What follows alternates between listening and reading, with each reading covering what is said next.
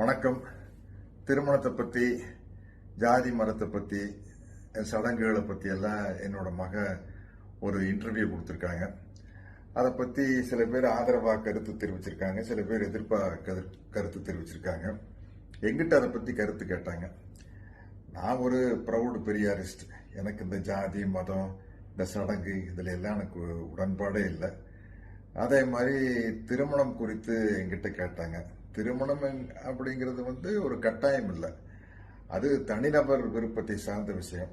திருமணம் செய்யறதாட்டும், ஒத்து வராட்டி டைவர்ஸ் பண்றதா இருந்தாலும் சரி, இல்லை தனியாவே வாழ்ந்துட்டு இருந்தாலும் சரி, திருமணம் இல்லாமையே நமக்கு ஒரு குழந்தை வேணும்னு ஆசைப்பட்டாலும் கூட இன்னைக்கு இருக்கிற மெடிக்கல் ஃபெசிலிட்டியில, மருத்துவத்துறையில் இன்னைக்கு இருக்கிற டெவலப்மெண்ட்ல அதுக்கான வாய்ப்புகள் இருக்குது.